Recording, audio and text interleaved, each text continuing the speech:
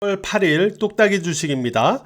지금의 한국 증시는 대외적으로 두 가지에 신경을 쓰고 있죠. 자, 바로 미국 증시와 일본 증시입니다. 자, 간밤에 미국 증시는 나스닥 지수를 기준으로 보시면은 5일 이동 평균선에 저항되면서 조정이 나타났죠. 자, 다우 지수도 마찬가지고요. 따라서 오늘 한국 증시 역시 5일 이동 평균선에 저항되는 공방, 그러니까 저항 공방을 벌이는 거죠. 그러니까 위로의 돌파를 시도하지만은 5일 이평선 위로는 저항이 되면서 공방이 나타나는 그러한 형태가 되는 거죠.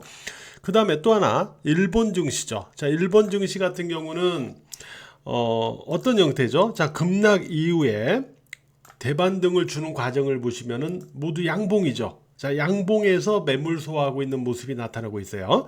자, 이런 모습과 유사하게 한국 증시 역시 이번에 급락 이후에 대반등을 줄 때 양봉으로 이렇게 매물을 소화하는 모습이 나타나고 있습니다. 따라서 지금의 한국 증시는 미국 증시와 일본 증시 모두를 눈치 보면서 진행이 되고 있다라는 점을 알 수가 있어요. 따라서 결론은 미국 증시와 일본 증시의 후속 흐름에 한국 증시의 후속 흐름이 어느 정도 달려 있다.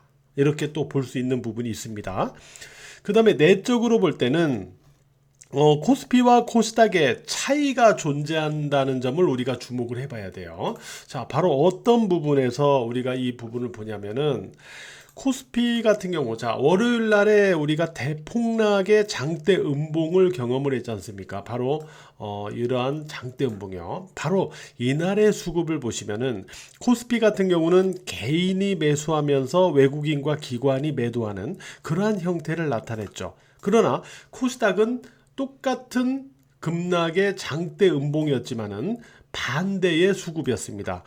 이날에 코스닥의 수급을 보시면은 개인이 6,788억을 대량 매도하면서 외국인과 기관이 이를 매수로 받아주는 그러한 모습이 장대 음봉 폭락에서 나타났다는 거죠. 그래서 코스피와는 정반대의 수급 구조가 형성이 됐다는 점.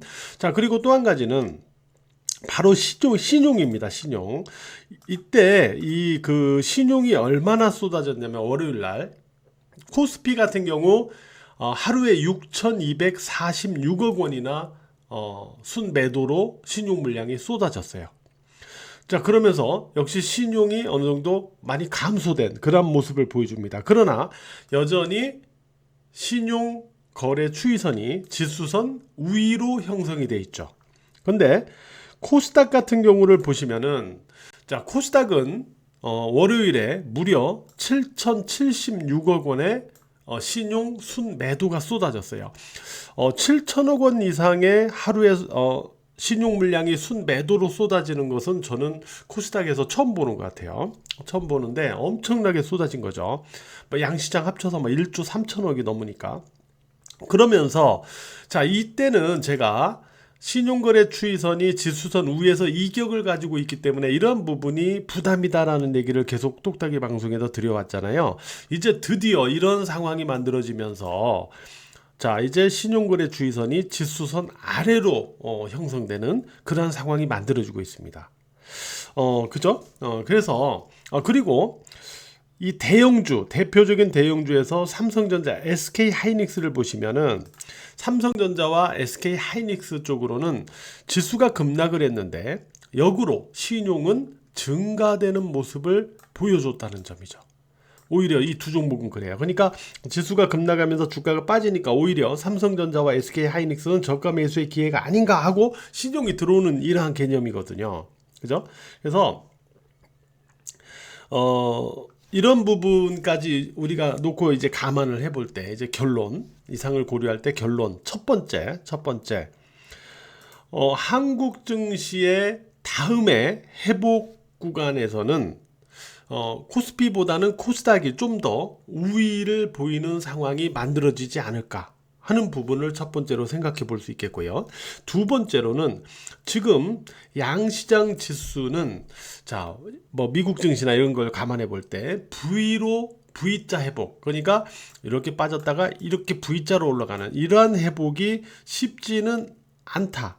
그러나 또 한편으로는 월요일 날에 저점도, 왜냐하면 코스닥 같은 경우는 개인이 투매했고 신용 투매가 나온 구간이니까 월요일 날에 이 장대음봉 저점을 또 깨고 내려가기도 쉽지 않다. 그러면 위로 V자로 가기도 쉽지 않고 아래로 월요일 저점을 깨고 내려가기도 쉽지 않다면 결론적으로 남은 건 뭐예요? 이 박스권에서 등락을 보일 가능성이죠. 네. 박스권에서 등락을 보일 가능성이 있다. 이렇게 우리가 결론을 내려볼 것 같습니다. 따라서 결론적으로 당분간 한국 증시는 박스권 등락의 형태를 보이면서 미국과 일본 증시의 눈치를 볼 가능성이 높다. 이렇게 결론을 내려볼 수가 있겠죠. 삼성전자 뭐 신용이 올라간 것도 그림상으로도 이렇게 보이죠? 네, 이렇게 SK 하이닉스도 그렇고요. 이렇게 보이죠? 자, 그 다음에 종목 쪽에서 볼 때는 과연 종목 쪽에서는 과연 어떤 종목을 우리가 한번 눈여겨볼 필요가 있느냐 하는 부분인데 이 부분과 관련해서는 이렇게 한번 보도록 하죠. 잠깐만요. 이게 됐네요. 자, 이 부분에서는 자, 주가가 양호하게 이렇게 패턴을 만들어주고 있는데 지수가 급락해 가지고 주가가 할 수 없이 빠진 종목들, 이런 종목들 중에서 이번 대반등 회복에서 오히려 지수 급락 전에 주가 고점을 돌파하는 종목, 그러니까 이 녹십자가 대표적인 예인데요. 자, 주가가 잘 올라가다가 갑자기 지수가 급락하니까 할 수 없이 이 종목의 주가도 밑으로 빠졌었어요. 근데 대반등할 때 보면은 오히려 이 고점을 뚫고 올라가 버리죠. 이런 종목을 지금 구간에서는 일단 우선적으로 주목할 필요가 있다는 거죠. 그 다음에 또 한 가지는 역시 마찬가지로 잘 움직이다가 지수가 급락하면서 주가가 억지로 떠밀려서 빠진 종목, 그러면서 주가가 다시 회복을 시도하는데 아직 이 고점을 돌파한 건 아니지만 이 고점 자체가 상투의 시그널이 아닌 상태에서 지수의 급락으로 떠밀려서 빠졌다가 회복하는 종목들, HD 한국조선해양 같은 종목들, 이런 종목들이 지금의 대반등 구간에서는 우선적으로 봐야 되는 패턴의 종목들이다 라고 생각을 하시면 될 것 같아요. 나중에 뭐 장이 실질적으로 회복할 때는 또 다른 쪽을 보더라도 지금 구간에서는요, 이렇게 말씀을 드릴 수 있겠습니다. 자, 오늘 하루도요 매매하시느라고 모두 고생 많으셨어요.